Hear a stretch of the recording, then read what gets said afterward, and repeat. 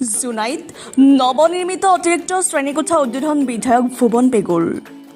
জোনাই সমজিলা সদৰৰ মাজমজিয়াত অৱস্থিত অন্যতম পুৰণি চৰকাৰী প্ৰাথমিক বিদ্যালয় জোনাই টাউন প্ৰাথমিক বিদ্যালয়ত দেওবাৰে উপস্থিত হৈ এটি নৱনিৰ্মিত অতিৰিক্ত শ্ৰেণীকোঠাৰ শুভ উদ্বোধন কৰে বিধায়ক ভুৱন পেগুৱে। অসম চৰকাৰৰ জনজাতি কল্যাণ পৰিষদৰ তৰফৰ পৰা আবণ্টন দিয়া প্ৰায় 25 লাখ টকাৰে নিৰ্মাণ কৰা এই অতিৰিক্ত শ্ৰেণীকোঠাই বিদ্যালয়খনৰ এক বহুদিনীয়া অভাৱ পূৰণ হোৱাত সহায়ক হ'ব বুলি আশা কৰে বিধায়কগৰাকীয়ে।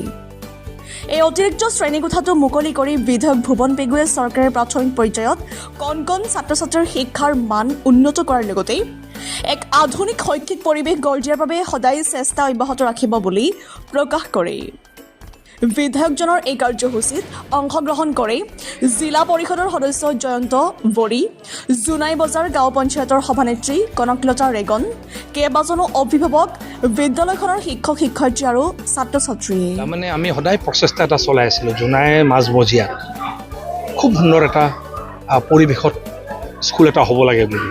কিন্তু আগত এটা বস্তু লক্ষ্য কৰোঁ, জোনাই মাজমজিয়াত আছে চৰকাৰী স্কুল, কিন্তু তাৰ ইনফ্ৰাষ্ট্ৰাকচাৰবোৰ খুব সুন্দৰ নাছিলে, ভাল নাছিলে। সেইকাৰণে আৰম্ভণিতে ছাত্ৰ ছাত্ৰীৰ কাৰণে একদম প্ৰাইমেৰী লেভেলৰ পৰা অংগনবাদী এটা মডেল অংগনবাদী কেন্দ্ৰ দিলোঁ 25 লাখ টকীয়া।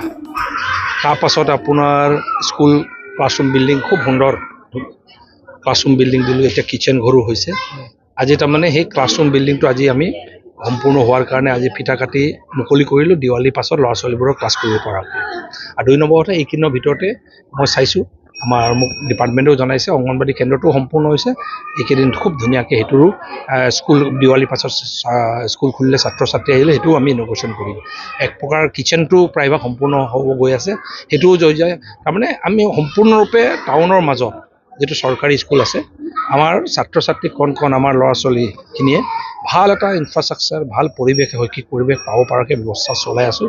তাৰ কাৰণে মুখ্যমন্ত্ৰী ডাঙৰীয়া ডক্টৰ হিমন্ত বিশ্ব শৰ্মা ডাঙৰীয়া, শিক্ষামন্ত্ৰী ডক্টৰ অনুজ পেগু ডাঙৰীয়াক অশেষ ধন্যবাদ জ্ঞাপন কৰিছোঁ। এনেকৈ আমাক যিখিনি প্ৰজেক্ট আমি ল'ব বিচাৰিছোঁ এইবোৰ সহায় সহযোগ কৰাৰ কাৰণে ধন্যবাদ জ্ঞাপন কৰিছোঁ। আৰু আশা ৰাখিছোঁ আৰু বহুত এনেকৈ আমি নতুন স্কুল বিল্ডিঙৰ চেংচন পাইছোঁ আৰু আপোনালোকক আৰু এসপ্তাহ পাছত আমি জনাব পাৰিম। ইতিমধ্যে 3.5 কোটিকৈ আমি এইটো ইয়াত চাবলৈ গ'লে আৰু 2খন স্কুল পাইছোঁ, আৰু এনেকৈ 4 কোটিকৈ আৰু 2খন স্কুল পাইছোঁ। মই নামবোৰ স্কুলৰ নামবোৰ এইকেইদিনৰ ভিতৰতে জনাম, সেইবোৰো আকৌ আধাৰিলা কৰিব আহিম।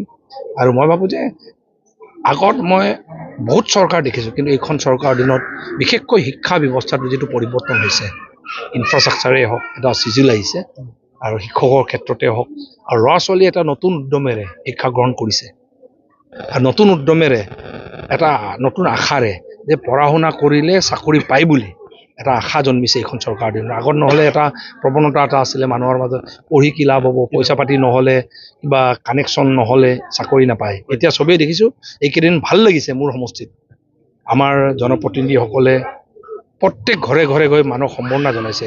দুখীয়া পৰিয়ালৰ ল'ৰা ছোৱালীও যিটো আশা পূৰণ কৰিছে, এইখন চৰকাৰৰ প্ৰতি যিটো আস্থা তেখেতসকলে চাকৰিটো পোৱাৰ পাছত প্ৰকাশ কৰিছে। মই ভাবোঁ যে এইটোৱেই নতুন অসম।